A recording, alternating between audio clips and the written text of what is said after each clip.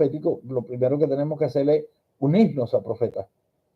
Unirnos a profetas. Si no te unes a un profeta, si la unción profética no puede venir sobre ti. Acuérdense, la Biblia no me habla de institutos bíblicos, pero sí me habla de escuelas proféticas. Y si habían escuelas proféticas, quiere decir que lo profético se desarrolla a través de un aprendizaje. A través de un aprendizaje. Para ser profeta, no solamente basta con todas esas cosas, sino que también tienes que aprender a ser profeta. Aprender a ser profeta. Este mismo profeta, Samuel, lo primero que tuvo que aprender fue discernir la voz de Dios. Discernir la voz de Dios. Ok, era un muchacho, estaba con el sacerdote Elí, y una noche sintió la voz que decía Samuel, y se levantó y fue donde estaba Elí, el sacerdote, y le preguntó, ¿me llamaste? Y el sacerdote le dice, yo no te he llamado, ve, acuéstate.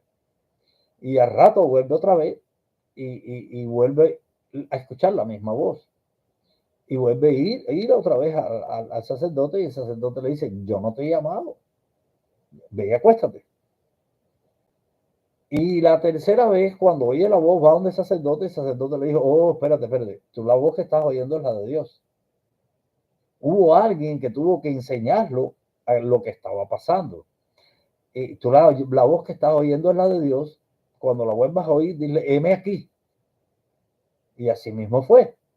Y la Biblia me narra que el profeta Samuel es un profeta que toda palabra que daba no caía sobre tierra. O sea, que era fiel y verdadera la palabra que él daba. Cuando él daba una palabra, ¡bum!, era fiel y verdadera. Entonces, ¿qué sucede? Que nosotros pensamos que los profetas no se equivocan porque la palabra no cae por tierra. Sin embargo, ese mismo profeta, que la palabra no caía por tierra, se equivocó 7 veces. Cuando fue a ungir otro rey que no fuera Saúl, y va a la casa del padre de David, y se hizo, escuchen bien porque quiero que aprendan esto. Lo profético es raro. Tú no puedes hacer un protocolo, ni puedes, ¿cómo te puedo decir?, encajonar a Dios en un método o en un sistema. Dios es soberano. Él hace las cosas como Él quiere hacerlas, en el momento que quiera hacerlas, y en el momento que no quiera hacerlas, no las hace. Amén. No es cuando nosotros querramos, es cuando Él quiere. Es cuando Él quiere. Entonces, ya el profeta Samuel había ungido a Saúl, que dice que entre el pueblo de Israel era un hombre muy bien parecido, era alto, un codo por encima de todos los del pueblo. Entonces, cuando él va a ungir a un hijo, no me acuerdo el nombre del padre de David, y el primero que él vio era alto, bonito, de buen aspecto, y dijo, este es. Y Dios le dijo, ese no es. Y le dijo, Samuel, no te guíes por su aspecto. O sea, que tú no puedes profetizar basado en una información o en una percepción, porque Dios no se mueve en las percepciones ni en las informaciones. Por eso los que me conocen ahí mismo en Colombia, cuando yo llego a un lugar no permito que me hablen de nadie. Si me hablan de una persona y Dios me muestra algo de esa persona, ya yo no profetizo sobre esa persona, porque le voy a servir de piedra de tropiezo al que me dio la información.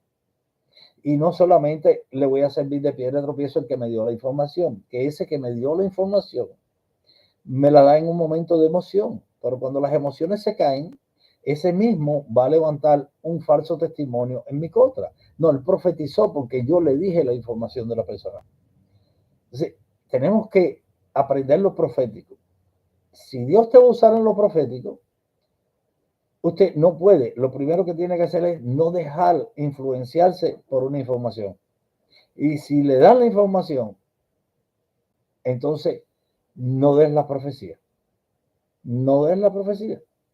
Guárdala, no la des.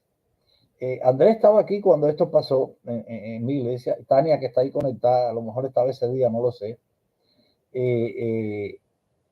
trajeron un muchacho de visita. Dios me había dado el nombre y apellido de ese muchacho. Pero el que lo trajo vino con un papelito y me dijo, mire, pastor, es el nombre de él por si tiene que profetizarle. Y yo tuve que decirlo en el altar. Mira, Dios me dio el nombre, pero me dieron un papelito diciéndome el nombre para si yo tenía que profetizarle. Yo no puedo profetizarle. O sea, por lo menos no le puedo decir el nombre, porque entonces ya esto sería por información. Estoy inducido. Entonces, esa misma persona, escúchenme, esa misma persona que estuvo muy poquito tiempo conmigo, esposo de una pastora que llegó allí, no me acuerdo ahora ni cómo se llama, ya se me olvidó hasta el nombre. Después se pusieron en mi contra. Entonces, si yo no hubiera dicho eso al altar y yo hubiera profetizado, no importa, él me dio un papel, no importa, Dios me habló, ellos iban a coger esa arma en mi contra. Entonces, tenemos que ser muy cuidadosos en que nos informen. Amén. Ahí hay personas que estaban en este testimonio que yo voy a dar. Esta última vez que estuve allá en Colombia, fuimos a Suba. El pastor de Suba, cuando entramos, me fue a hablar de la esposa había ido a buscar café y dijo, pastor, yo quiero que ore por mi esposa. Le dije, no me digas nada, deja que sea Dios quien me hable. Y cuando la esposa vino, ya yo sabía todo lo que había que orar, porque ya el Espíritu Santo me lo había dicho. Ahora, si él, escuchen esto, si yo hubiera aceptado lo que él me hubiera dicho, aunque el milagro sucedió, un diagnóstico de cáncer, un tumor en los bronquios que lo oprimía a la entrada del pulmón, estaba respirando por un solo pulmón. Eso está ahí en el grupo que se mandó el testimonio. Amén. Y Dios me dio la palabra de ciencia, me mostró el tumor, mandé ese tumor que se secara en el nombre de Jesús. Cuando yo digo mandé, no soy yo, es en el nombre de Jesús, todo es en el nombre de Jesús. Y cuando la operaron, el tumor se había secado y era una piedra. Y cuando lo removieron, todo lo que estaba en el pulmón, líquido y todo eso salió sin infección de ningún tipo. Amén. Pero si yo hubiera permitido que él me hubiera dicho lo que quería, que orara por su esposa, amén, ya él no podía profetizar, iba a orar y iba a pasar el milagro, amén, iba a pasar el milagro. Pero lo sobrenatural, la profecía es esa, que nadie te diga nada. De hecho, él estaba, el mismo pastor, y lo que ahí está Cristi, está Jonathan, está Ana, que estaban ahí conmigo. El pastor estaba conversando conmigo y de momento yo me viré y le dije, esa gastritis se va en el nombre de Jesús. Cuando le puse la mano en el pecho, empezó a hablar de otra manera y dio el testimonio. Dice que él, antes que nosotros llegáramos, había tenido que ir a la clínica, o no sé cómo le llaman en Colombia, a la clínica, policlínico, no sé. Amén. Y por la gastritis que no lo dejaba ni hablar ni respirar. Y fue sano en el momento.